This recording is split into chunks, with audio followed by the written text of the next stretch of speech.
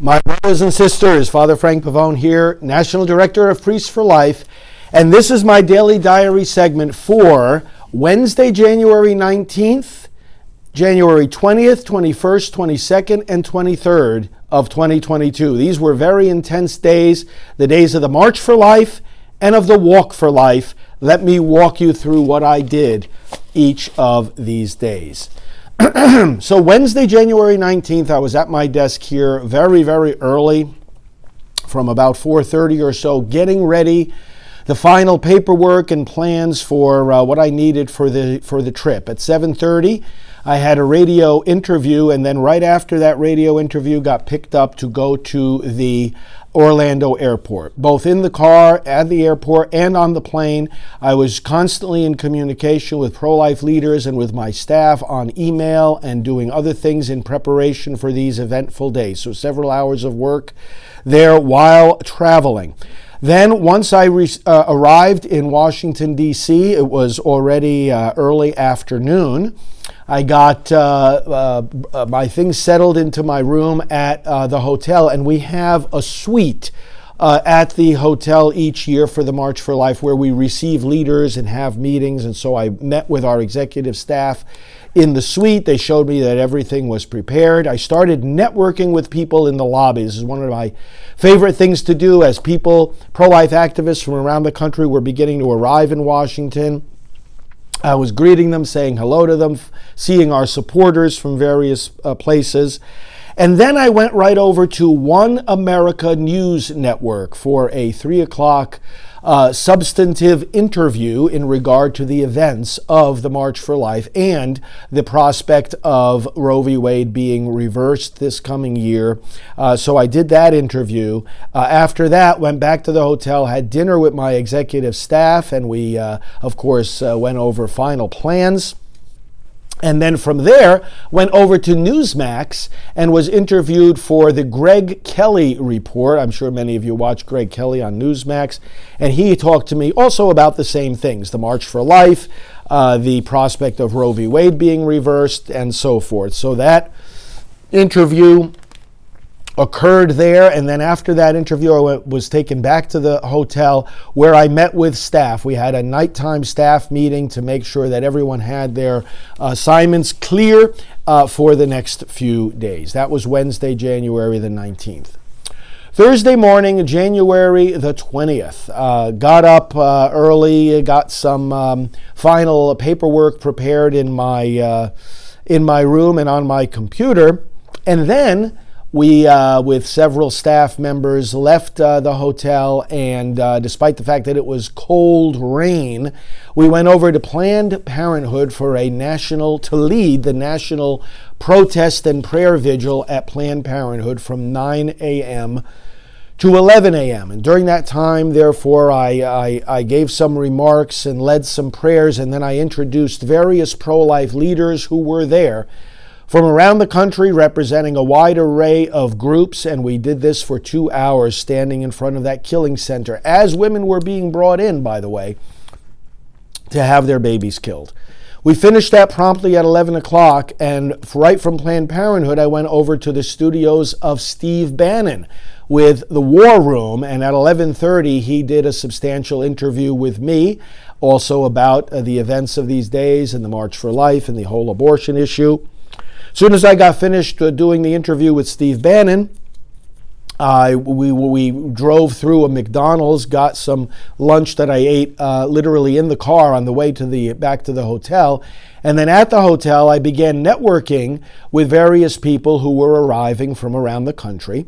The Law of Life seminar started at 1 o'clock, and I gave the opening prayer for that right there at the Renaissance Hotel. Various pro-life leaders there listening to these various talks. After I opened up with the prayer there and did a little bit more networking, I went over to the offices of the America First Policy Institute, for a 2:00 meeting with some key leaders there who had been working in the Trump administration, and we had a meeting about election integrity.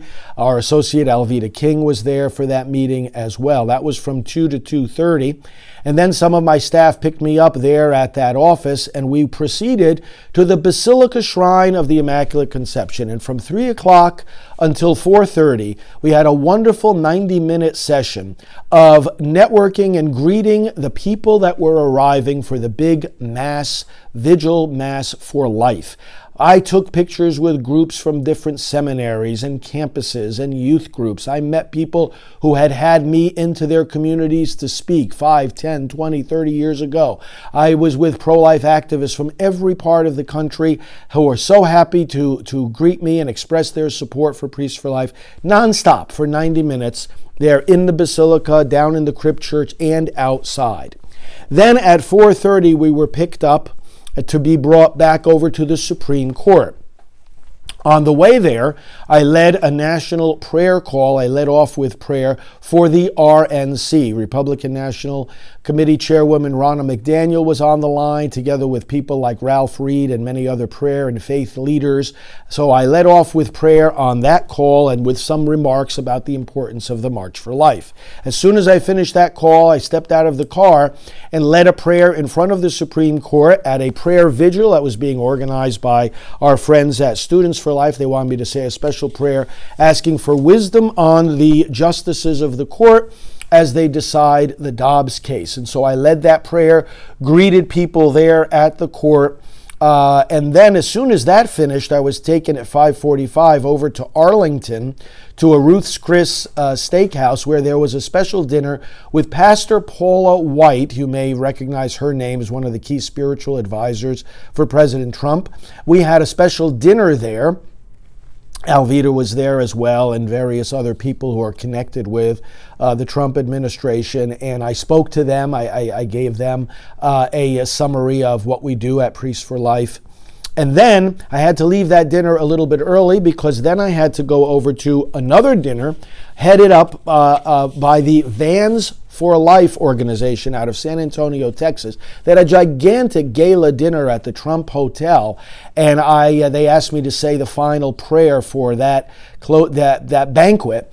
Not only did I do that, but I was able to greet and network for a good long time the many, many, many people who were there, leaders and activists from all over the country. Then, after greeting all those people, I went back to our hotel, and we had another end-of-day meeting with our team and our staff so that we made sure that everyone was ready for their responsibilities the next day, the day of the March for Life.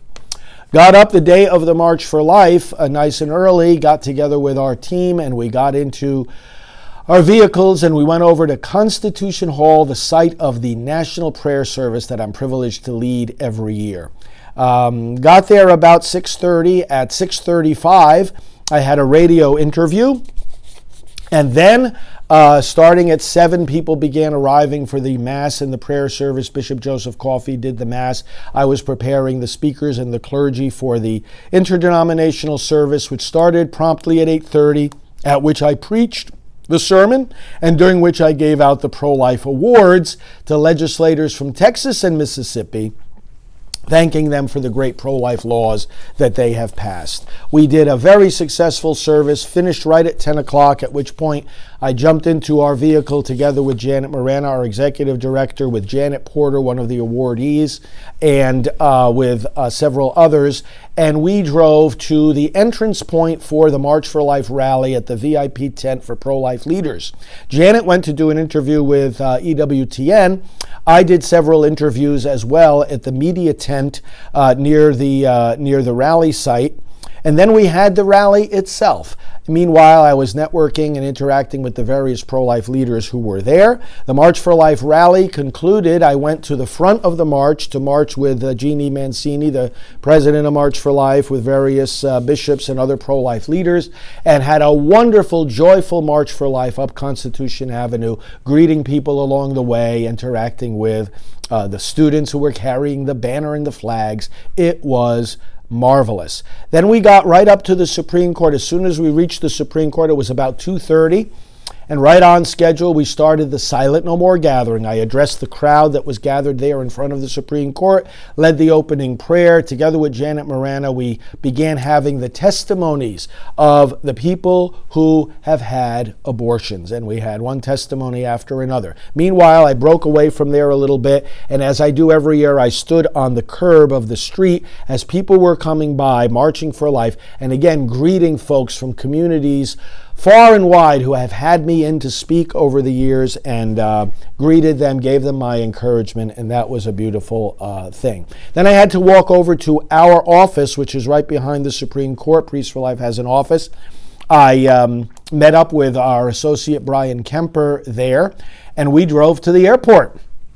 When I got to the airport, I checked in for our flight to San Francisco, where the Walk for Life was being held the next day. While there in the airport, just after checking in, I did another radio interview about the events of the day. And then Brian and I flew across the country, landed in San Francisco, checked into our hotel, and went to bed. The next morning, Saturday, January 22nd, the actual anniversary of Roe v. Wade, was the Walk for Life in San Francisco that we helped to lead in various ways. Started out by going with Brian to the Planned Parenthood in San Francisco.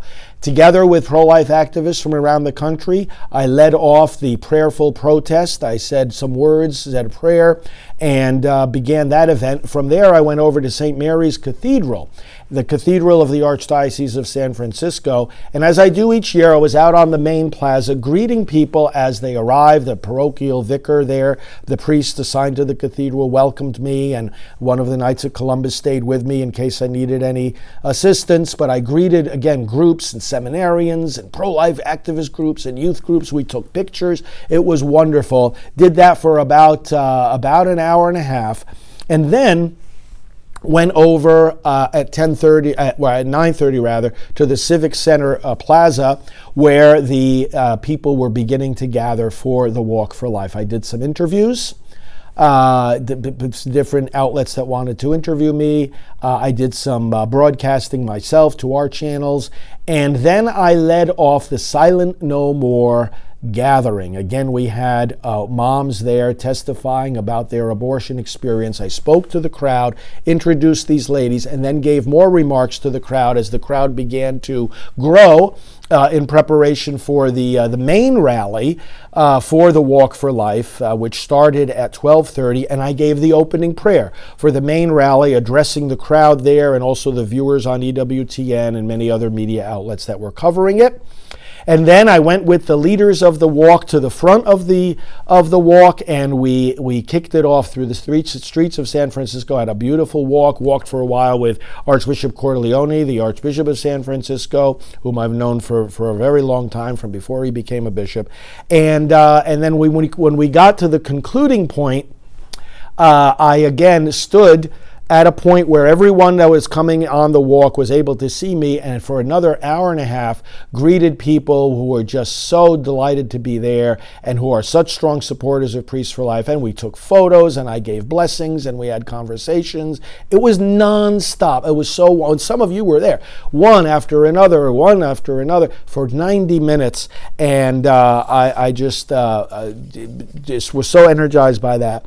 As soon as that was finished, Brian and I went back to the hotel, and we got ready for a leaders' dinner. So what I did was I made a couple of phone calls, checked in with my staff back in Washington, made sure everything was going well there, because they were leading a prayer vigil at the Supreme Court while we were doing the Walk for Life in San Francisco. Janet and others were leading a prayer vigil at the Supreme Court. So I checked in with them, and then we went to Sausalito, and we had a pro-life leaders dinner with all the organizers of the Walk for Life and various other national leaders who had flown in for the event. Was at table with Archbishop Cordileone and Dolores Meehan, the co-founder of the Walk for Life. We had a great dinner together, and a couple of dozen leaders, and then back to the hotel for a good night's sleep. The next day, Sunday, the 23rd, was basically a day in the airplane. I got up, had breakfast with Brian at the airport, and flew back to Orlando. When I got back here in Orlando, I settled in here to my office, did a little bit of work, but had a quick dinner, And then I was ready to go to sleep, so I had a good restful sleep Sunday night. So those were my activities during the March for Life and the Walk for Life. Thank you, so many of you who were there that I got to greet personally. And the work has only just begun. We have much to do and great victories ahead. So thanks for watching. We'll be back soon.